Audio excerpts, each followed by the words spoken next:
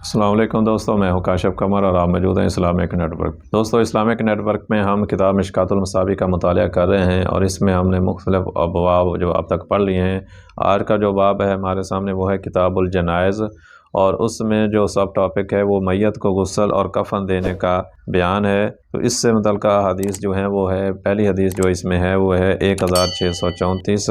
ام عطیہ رضی اللہ تعالیٰ عنہ بیان کرتی ہیں کہ رسول اللہ صلی اللہ علیہ وسلم ہمارے پاس تشریف لائے جب کہ ہم آپ کی بیٹی کو غسل دے رہی تھیں۔ آپ صلی اللہ علیہ وسلم نے فرمایا، اسے 3 یا 5 مرتبہ یا اگر اس سے زیادہ مرتبہ تم ضرورت محسوس کرو تو پانی اور بیری کے پتوں سے غسل دو، اور آخری مرتبہ کافور یا کفور جیسی کوئی چیز اس میں ملا لو۔ جب تم فارغ ہو جاؤ تو مجھے مطلع کرنا۔ جب ہم فارغ ہو گئیں تو ہم نے آپ کو مطلع کر دیا تو آپ صلی اللہ علیہ وسلم نے اپنی چادر ہماری طرف پھینک کر فرمایا، اسے اس کے جسم پر ڈال دو، پھر اس کی چادر کے اوپر کفن پہناؤ، اور ایک روایت میں ہے کہ اسے قدر 3 یا 5 یا 7 مرتبہ غسل دو، دائیں طرف اور وضو کی جگہوں سے شروع کرو۔ اور انہوں نے یعنی ام عطیہ رضی اللہ تعالیٰ عنہ نے فرمایا، ہم نے اس کے بالوں کی 3 چوٹیاں گوندی اور انہیں اس کے پیچھے ڈال دیا۔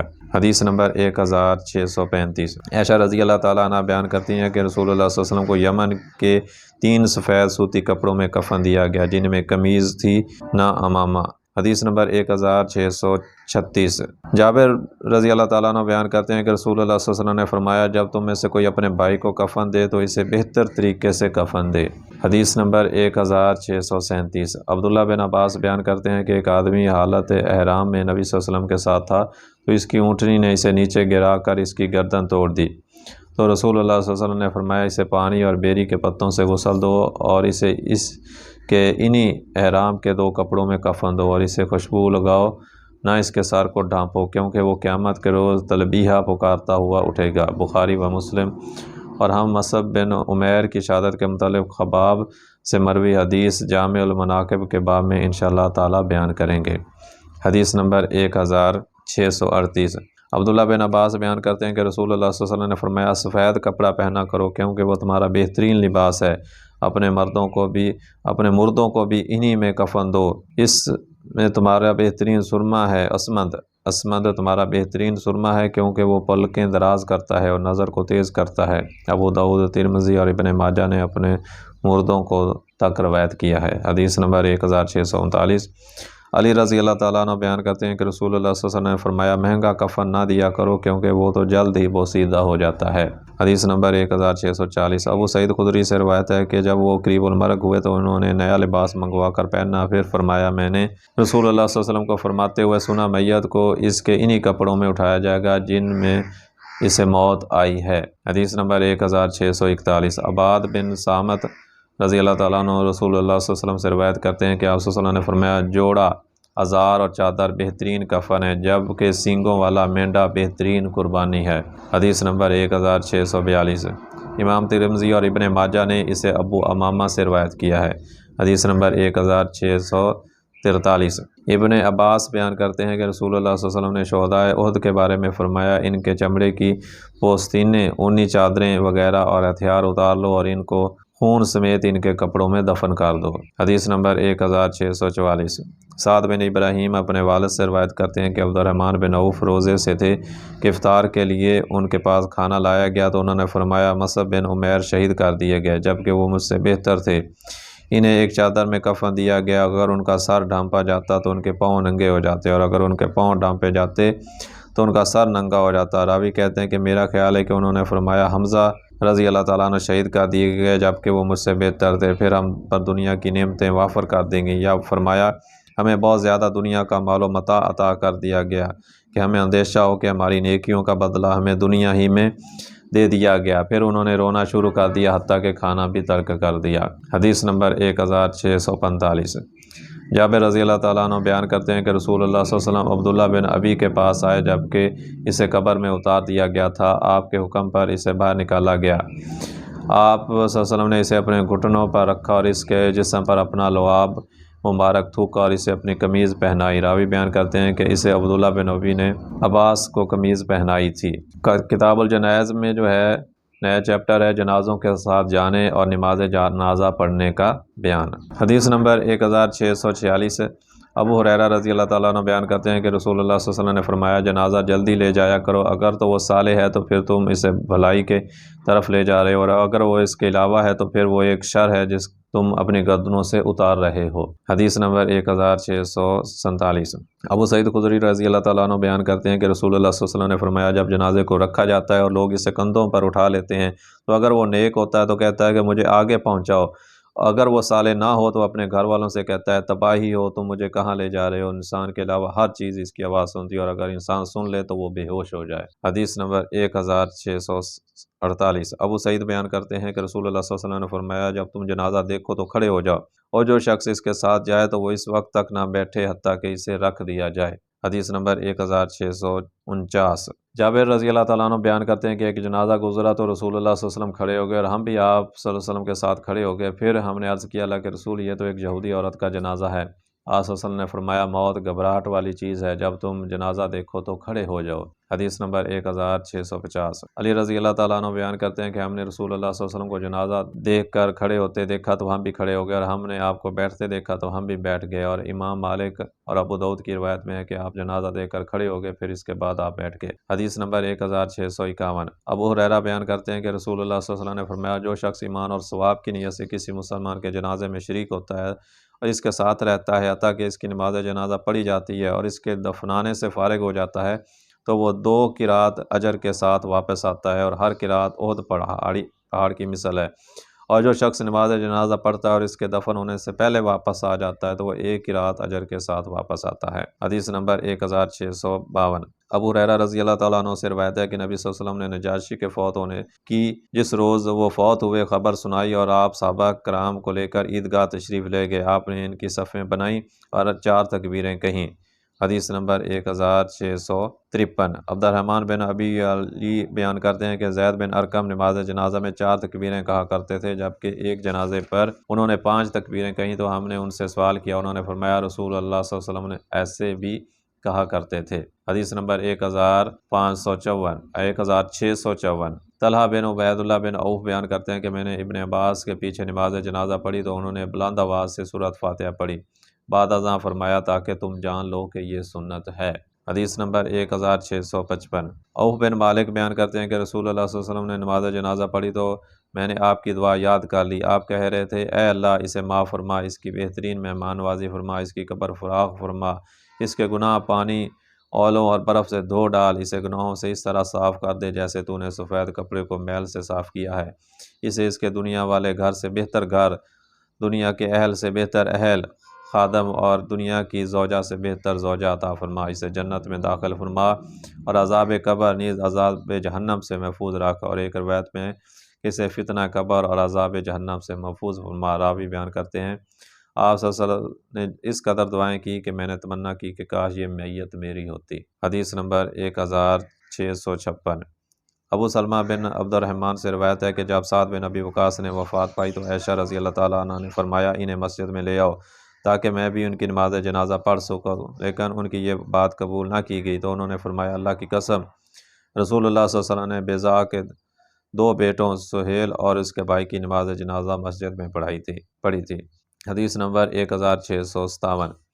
سمرہ بن جندب بیان کرتے ہیں کہ میں نے رسول اللہ صلی اللہ علیہ وسلم کے پیچھے حالت نفاس میں فوت ہو جانے والی عورت کی نماز جنازہ پڑھی تو آپ اس کے وسط میں کھڑے ہوئے۔ حدیث نمبر 1658۔ ابن عباس سے روایت ہے کہ رسول اللہ صلی اللہ علیہ وسلم ایک قبر کے پاس سے گزرے جہاں گزشتہ رات کسی کو دفن کیا گیا تھا۔ آپ صلی اللہ علیہ وسلم نے فرمایا اسے کب دفن کیا گیا؟ صحابہ نے عرض کیا گزشتہ رات۔ آپ صلی اللہ علیہ وسلم نے فرمایا تم نے مجھے کیوں نہ مطلع کیا؟ انہوں نے عرض کیا ہم نے رات کی تاریکی میں اسے دفن کیا تھا، اس لیے ہم نے آپ کو بیدار کرنا مناسب نہ سمجھا، بس آپ صلی اللہ علیہ وسلم کھڑے ہوئے تو ہم نے بھی آپ کے پیچھے صفیں باندھی، پھر آپ نے اس کی نماز جنازہ پڑھی۔ حدیث نمبر 1659۔ ابو ہریرہ سے روایت ہے کہ ایک سیاہ فام خاتون جو کہ مسجد کی صفائی کیا کرتی تھی یا کوئی نوجوان تھا، رسول اللہ صلی اللہ علیہ وسلم نے اسے نہ دیکھا تو آپ نے اس کے بارے میں سوال کیا۔ صحابہ نے عرض کیا وہ وفات پا چکا ہے۔ آپ صلی اللہ علیہ وسلم نے فرمایا تم نے مجھے کیوں نہ مطلع کیا؟ راوی بیان کرتے ہیں گویا انہوں نے اس کے معاملے کو کم تر سمجھا۔ آپ صلی اللہ علیہ وسلم نے فرمایا مجھے اس کی قبر بتاؤ۔ انہوں نے بتایا تو آپ صلی اللہ علیہ وسلم نے وہاں نماز جنازہ پڑھی۔ پھر آپ صلی اللہ علیہ وسلم نے فرمایا یہ قبریں اپنے اصحاب پر اندھیروں سے بھری پڑی ہیں، اور بے شک اللہ میرے نماز جنازہ پڑھنے کے ذریعے انہیں منور فرما دیتا ہے۔ بخاری مسلم اور الفاظ صحیح مسلم کے ہیں۔ حدیث نمبر 1660۔ ابن عباس کے آزاد کردہ غلام قریب ابن عباس سے روایت کرتے ہیں کہ قدید یا اصفہان کے مقام پر ان کا بیٹا فوت ہو گیا۔ انہوں نے فرمایا قریب دیکھو اس کے جنازے کے لیے کتنے لوگ جمع ہو چکے ہیں۔ راوی نے بیان کرتے ہیں کہ میں نے باہر آیا تو دیکھا کہ لوگ جمع ہو چکے ہیں۔ میں نے آپ کو بتایا تو انہوں نے پوچھا وہ 40 ہیں؟ انہوں نے کہا جی ہاں۔ پھر ابن عباس نے فرمایا اسے لے چلو، کیونکہ میں نے رسول اللہ صلی اللہ علیہ وسلم کو فرماتے ہوئے سنا جو مسلمان فوت ہو جائے اور پھر 40 موحد جو اللہ کا شریک نہیں ٹھہراتے اس کی نماز جنازہ پڑھ لیں تو اللہ اس شخص کے بارے میں ان کی شفاعت قبول فرماتا ہے۔ حدیث نمبر 1661۔ عائشہ رضی اللہ تعالیٰ عنہ نبی صلی اللہ علیہ وسلم سے روایت کرتی ہیں کہ آپ صلی اللہ علیہ وسلم نے فرمایا جس میت پر 100 مسلمان جنازہ پڑھیں اور وہ تمام اس کے حق میں سفارش کریں تو اس کے حق میں ان کی سفارش قبول کی جاتی ہے۔ حدیث نمبر 1662۔ انس رضی اللہ تعالیٰ عنہ بیان کرتے ہیں کہ وہ ایک جنازے کے پاس سے گزرے تو انہوں نے اس کی اچھائی بیان کی، جس پر نبی صلی اللہ علیہ وسلم نے فرمایا واجب ہوگی۔ پھر وہ دوسرے جنازے کے پاس سے گزرے تو انہوں نے اس کی برائی بیان کی تو آپ صلی اللہ علیہ وسلم نے فرمایا واجب ہوگی۔ عمر رضی اللہ تعالیٰ عنہ نے عرض کیا کیا واجب ہوگی؟ آپ صلی اللہ علیہ وسلم نے فرمایا تم نے اس کی اچھائی بیان کی تو اس کے لیے جنت واجب ہوگی، اور جس نے تم نے برائی بیان کی تو اس کے لیے جہنم واجب ہوگی۔ تم زمین پر اللہ کے گواہ ہو۔ بخاری مسلم اور ایک روایت میں مومن زمین پر اللہ کے گواہ ہیں۔ حدیث نمبر 1663۔ عمر رضی اللہ تعالیٰ عنہ بیان کرتے ہیں کہ رسول اللہ صلی اللہ علیہ وسلم نے فرمایا جس مسلمان کے بارے میں 4 آدمی گواہی دیں کہ وہ اچھا ہے تو اللہ اسے جنت میں داخل فرمائے گا۔ ہم نے عرض کیا اور 3 آدمی؟ آپ صلی اللہ علیہ وسلم نے فرمایا 3 آدمی۔ ہم نے عرض کیا 2 آدمی؟ آپ صلی اللہ علیہ وسلم نے فرمایا 2 آدمی بھی۔ پھر ہم نے ایک کے بارے میں آپ صلی اللہ علیہ وسلم سے نہیں پوچھا۔ حدیث نمبر 1664۔ عائشہ رضی اللہ تعالیٰ عنہ بیان کرتی ہیں کہ رسول اللہ صلی اللہ علیہ وسلم نے فرمایا فوت شدگان کو برا بھلا مت کہو کیونکہ وہ تو اپنی سزا پا چکے۔ حدیث نمبر 1665۔ جابر رضی اللہ تعالیٰ عنہ سے روایت ہے کہ رسول اللہ صلی اللہ علیہ وسلم شہدائے احد کے 2 آدمیوں کو ایک کپڑے میں اکٹھا کرتے اور فرماتے ان میں سے قرآن کا علم کس کو زیادہ تھا؟ جب ان میں سے کسی ایک کی طرف اشارہ کر دیا جاتا تو آپ صلی اللہ علیہ وسلم اسے پہلے لحد میں اتارتے اور فرماتے میں روز قیامت ان لوگوں کی گواہی دوں گا۔ آپ صلی اللہ علیہ وسلم نے انہیں اسی خون آلود حالت میں دفن کرنے کا حکم فرمایا۔ آپ صلی اللہ علیہ وسلم نے ان کی نماز جنازہ پڑھی نہ انہیں غسل دیا گیا۔ حدیث نمبر 1666۔ جابر بن سمرہ بیان کرتے ہیں کہ جب نبی صلی اللہ علیہ وسلم ابن دہا کی نماز جنازہ سے فارغ ہوئے تو زین کے بغیر ایک گھوڑا آپ کی خدمت میں پیش کیا گیا جس پر آپ سوار ہو گئے جبکہ ہم آپ کے ارد گرد پیدل چلتے رہے۔ حدیث نمبر 1667۔ مغیرہ بن شعبہ سے روایت ہے کہ نبی صلی اللہ علیہ وسلم نے فرمایا سوار شخص جنازے کے پیچھے جبکہ پیدل چلنے والا اس کے پیچھے، اس کے آگے، اس کے دائیں اور اس کے بائیں اس کے قریب قریب چلے، اور نامکمل پیدا ہونے والے بچے کی نماز جنازہ پڑھی جائے گی اور اس کے والدین کے لیے مغفرت اور رحمت کی دعا کی جائے گی۔ احمد، ترمذی، نسائی اور ابن ماجہ کی روایت میں ہے کہ آپ صلی اللہ علیہ وسلم نے فرمایا سوار جنازے کے پیچھے جبکہ پیادہ جس طرف چاہے چل سکتا اور بچے کی نماز جنازہ پڑھی جائے گی۔ مصابی میں مغیرہ بن زیاد سے مروی ہے۔ حدیث نمبر 1668۔ زہری سالم سے اور وہ اپنے والد سے روایت کرتے ہیں کہ انہوں نے کہا کہ میں نے رسول اللہ صلی اللہ علیہ وسلم ابوبکر اور عمر کو جنازے کے آگے چلتے ہوئے دیکھا۔ احمد، ابو داؤد، ترمذی، نسائی، ابن ماجہ۔ امام ترمذی نے فرمایا محدثین اسے مرسل سمجھتے ہیں۔ حدیث نمبر 1669۔ عبداللہ بن مسعود بیان کرتے ہیں کہ رسول اللہ صلی اللہ علیہ وسلم نے فرمایا جنازے کے پیچھے چلنا چاہیے، اس کے آگے نہیں چلنا چاہیے، اور جو شخص اس کے آگے چلتا ہے تو وہ شرعی لحاظ سے اس کے ساتھ نہیں۔ ترمذی، ابو داؤد، ابن ماجہ۔ امام ترمذی نے فرمایا ابو ماجد راوی مجہول ہے۔ حدیث نمبر 1670۔ ابو ہریرہ بیان کرتے ہیں کہ رسول اللہ صلی اللہ علیہ وسلم نے فرمایا جو شخص جنازے کے ساتھ چلے اور 3 مرتبہ اسے اٹھائے تو اس نے اپنے ذمے اس کے حق کو ادا کر دیا۔ ترمذی اور انہوں نے فرمایا یہ حدیث غریب ہے۔ حدیث نمبر 1671۔ شرح سنہ میں مروی ہے کہ نبی صلی اللہ علیہ وسلم نے سعد بن معاذ کے جنازے کو 2 پایوں کے درمیان سے اٹھایا۔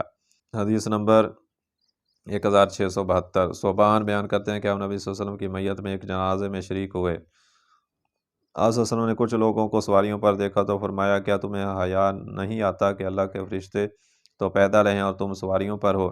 ترمذی، ابن ماجہ اور ابو داؤد نے بھی اسی طرح روایت کیا، اور امام ترمذی نے فرمایا یہ صوبان سے موقوف روایت کی گئی ہے۔ حدیث نمبر 1673۔ ابن عباس سے روایت ہے کہ نبی صلی اللہ علیہ وسلم نے نماز جنازہ میں سورہ فاتحہ پڑھی۔ حدیث نمبر 1674۔ ابو ہریرہ بیان کرتے ہیں کہ رسول اللہ صلی اللہ علیہ وسلم نے فرمایا جب تم جنازہ پڑھو تو میت کے لیے خلوص کے ساتھ دعا کرو۔ حدیث نمبر 1675۔ ابو ہریرہ بیان کرتے ہیں کہ جب رسول اللہ صلی اللہ علیہ وسلم نماز جنازہ پڑھتے تو یہ دعا فرماتے، اے اللہ ہمارے زندوں، ہمارے مردوں، ہمارے موجود اور ہمارے غیر موجود، ہمارے چھوٹوں، ہمارے بڑوں اور ہمارے مردوں اور ہماری عورتوں کی مغفرت فرما۔ اے اللہ تو ہم میں سے جسے زندہ رکھے تو اسے اسلام پر زندہ رکھ، اور تو ہم میں سے جسے فوت کرے تو اسے ایمان پر فوت کرنا۔ اے اللہ ہمیں اس کے اجر سے محروم کرنا، نہ اس کے بعد ہمیں فتنے کا شکار کرنا۔ حدیث نمبر 1676۔ اور امام نسائی نے ابراہیم اشعلی ان ابیہ کی سند سے روایت کیا ہے، اور ان کی روایت ہماری عورتوں کو معاف فرما تک ختم ہو جاتی ہے، اور ابو داؤد کی روایت میں ہے کہ اسے ایمان پر زندہ رکھ اور اسلام پر فوت کر۔ اس کے آخر میں ہے اس کے بعد ہمیں گمراہ نہ کرنا۔ حدیث نمبر 1677۔ واصلہ بن اسقا بیان کرتے ہیں کہ رسول اللہ صلی اللہ علیہ وسلم نے کسی مسلمان شخص کی نماز جنازہ پڑھائی تو میں آپ کو یہ دعا کرتے ہوئے سنا، اے اللہ فلاں بن فلاں تیرے ذمے اور تیری رحمت کے سائے میں ہے، اسے فتنہ قبر اور عذاب جہنم سے بچا، تو اہل وفا اور اہل حق ہے، اے اللہ اس کی مغفرت فرما اور اس پر رحم فرما، بے شک تو بخشنے والا رحم کرنے والا ہے۔ حدیث نمبر 1678۔ ابن عمر بیان کرتے ہیں کہ رسول اللہ صلی اللہ علیہ وسلم نے فرمایا، اپنے فوت شدگان کے محاسن بیان کیا کرو اور ان کی برائیاں بیان کرنے سے اجتناب کرو۔ حدیث نمبر 1679۔ نافع ابو غالب بیان کرتے ہیں کہ میں نے انس بن مالک کے ساتھ ایک آدمی کی نماز جنازہ پڑھی تو وہ اس کے سر کے مقابل کھڑے ہوئے، پھر ایک قریشی خاتون کا جنازہ آیا تو انہوں نے کہا، اے ابو حمزہ اس کی نماز جنازہ پڑھو، پس وہ اس کے چارپائی کے وسط میں کھڑے ہوئے تو علا بن زید نے ان سے پوچھا کہ آپ نے رسول اللہ صلی اللہ علیہ وسلم کو اسی طرح دیکھا ہے کہ آپ عورت کا جنازہ پڑھاتے وقت اس جگہ چارپائی کے وسط میں کھڑے ہوئے تھے، اور ایک آدمی کی نماز جنازہ پڑھاتے وقت اس کی جگہ کھڑے ہوئے تھے جہاں آپ کھڑے ہوئے ہیں؟ انہوں نے فرمایا ہاں، ترمذی، ابن ماجہ اور ابو داؤد کی ایک روایت میں اسی طرح ہے، اس میں کچھ اضافہ ہے کہ آپ عورت کی نماز جنازہ پڑھاتے وقت عورت کے سرین کے پاس کھڑے ہوئے۔ حدیث نمبر 1680۔ عبد الرحمن بن ابی علی بیان کرتے ہیں کہ سہیل بن حنیف اور قیس بن سعد قادسیہ میں تشریف فرما تھے کہ ان کے پاس ایک جنازہ گزرا تو وہ دونوں کھڑے ہو گئے، انہیں بتایا گیا کہ یہ ذمی شخص کا جنازہ ہے۔ ان دونوں نے فرمایا کہ رسول اللہ صلی اللہ علیہ وسلم کے پاس ایک جنازہ گزرا تو آپ کھڑے ہو گئے، آپ کو بتایا گیا کہ یہ ایک یہودی کا جنازہ ہے، تو آپ صلی اللہ علیہ وسلم نے فرمایا کیا وہ جان نہیں؟ حدیث نمبر 1681۔ عبادہ بن صامت بیان کرتے ہیں کہ جب رسول اللہ صلی اللہ علیہ وسلم کسی جنازے میں شریک ہوتے تو آپ میت کو لحد میں اتارنے تک نہیں بیٹھتے۔ ایک یہودی عالم آپ کے پاس آیا تو اس نے کہا، آپ صلی اللہ علیہ وسلم سے کہا، محمد صلی اللہ علیہ وسلم بے شک ہم ایسا کرتے ہیں۔ راوی بیان کرتے ہیں کہ رسول اللہ صلی اللہ علیہ وسلم بیٹھ گیا اور فرمایا ان کی مخالفت کرو۔ ترمذی، ابو داؤد اور ابن ماجہ۔ امام ترمذی نے فرمایا یہ حدیث غریب ہے، بشر بن رافع راوی قوی نہیں۔ حدیث نمبر 1682۔ علی رضی اللہ تعالیٰ عنہ بیان کرتے ہیں کہ رسول اللہ صلی اللہ علیہ وسلم نے جنازہ دے کر ہمیں کھڑا ہونے کا حکم فرمایا، اس کے بعد پھر آپ بیٹھ گئے تو آپ نے ہمیں جانے کا حکم فرمایا۔ حدیث نمبر 1683۔ محمد بن سیرین بیان کرتے ہیں کہ حسن بن علی اور ابن عباس کے پاس سے ایک جنازہ گزرا تو حسن کھڑے ہو گئے لیکن ابن عباس کھڑے نہ ہوئے، تو حسن نے فرمایا کیا رسول اللہ صلی اللہ علیہ وسلم یہودی کے جنازے کے لیے کھڑے نہیں ہوئے تھے؟ انہوں نے فرمایا ہاں، لیکن پھر آپ بیٹھے رہتے تھے۔ حدیث نمبر 1684۔ جعفر بن محمد بن اپنے والد سے روایت کرتے ہیں کہ حسن بن علی بیٹھے ہوئے تھے کہ ان کے پاس ایک جنازہ گزرا تو لوگ کھڑے ہو گئے، حتیٰ کہ جنازہ گزر کے تو حسن نے فرمایا ایک یہودی کا جنازہ گزرا، جبکہ رسول اللہ صلی اللہ علیہ وسلم اس کے راستے پر بیٹھے ہوئے تھے۔ آپ صلی اللہ علیہ وسلم نے اس بات کو ناپسند فرمایا کہ کسی یہودی شخص کا جنازہ آپ کے سر مبارک سے بلند ہو جائے، لہٰذا آپ کھڑے ہو گئے۔ حدیث نمبر 1685۔ ابو موسیٰ سے روایت ہے کہ رسول اللہ صلی اللہ علیہ وسلم نے فرمایا جب تمہارے پاس سے کسی یہودی یا کسی نصرانی یا کسی مسلمان کا جنازہ گزرے تو تم اس کے لیے کھڑے ہو جاؤ، تم اس کے لیے نہیں کھڑے ہو رہے بلکہ تم ان فرشتوں کے لیے کھڑے ہوئے ہو جو اس جنازے کے ساتھ ہیں۔ حدیث نمبر 1686۔ انس رضی اللہ تعالیٰ عنہ سے روایت ہے کہ رسول اللہ صلی اللہ علیہ وسلم کے پاس ایک جنازہ گزرا تو آپ کھڑے ہو گئے، آپ کو بتایا گیا کہ یہ تو کسی یہودی کا جنازہ ہے، آپ صلی اللہ علیہ وسلم نے فرمایا تو میں تو صرف فرشتوں کی خاطر کھڑا ہوا ہوں۔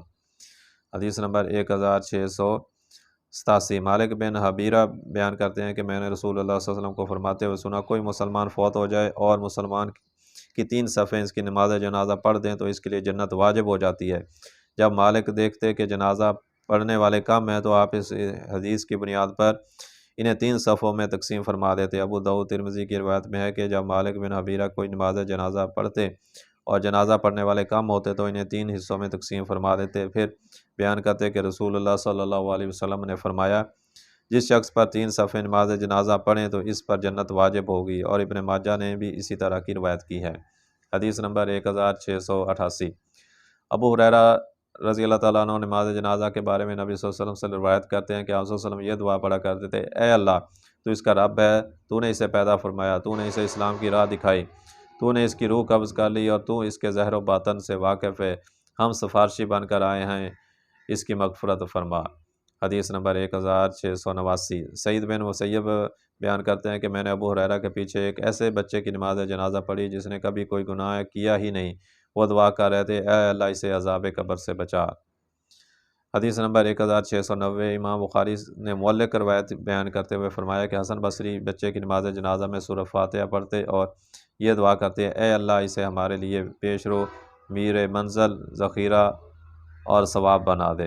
حدیث نمبر 1691۔ جابر رضی اللہ تعالیٰ عنہ سے روایت ہے کہ نبی صلی اللہ علیہ وسلم نے فرمایا، جب تک پیدا ہونے والا بچہ چیخے نہیں تب تک اس کی نماز جنازہ پڑھی جائے گی، نہ وہ وارث بنے گا اور نہ ہی اس کی میراث تقسیم ہوگی۔ ترمذی ابن ماجہ، لیکن انہوں نے یہ ذکر نہیں کیا کہ اس کی میراث تقسیم نہیں ہوگی۔ حدیث نمبر 1692۔ ابو مسعود انصاری بیان کرتے ہیں کہ رسول اللہ صلی اللہ علیہ وسلم نے امام کو کسی بلند جگہ پر کھڑا ہونے سے منع فرمایا جبکہ مقتدی اس سے نیچے ہوں۔ تو دوستو یہ تھی آج کی ویڈیو، جس میں جو ہے جنازے کے ساتھ جانے اور نماز جنازہ پڑھنے کا بیان موجود ہے، اور میت کو غسل اور کفن دینے کا بیان، یہ 2 ٹاپک جو ہیں اس میں بیان کیے گئے ہیں۔ امید ہے کہ یہ ویڈیو آپ کو پسند آئی ہوگی۔ اگر ویڈیو پسند آئی ہے تو اس کو لائک کریں اور اپنے دوستوں کے ساتھ شیئر بھی کریں، اور اگر آپ کو ہمارا یہ چینل پسند ہے تو اس کو سبسکرائب کر لیں تاکہ نئی آنے والی ویڈیو ایک نوٹیفیکیشن کے ذریعے آپ تک پہنچ سکے۔ اگلی ویڈیو تک کے لیے اللہ حافظ۔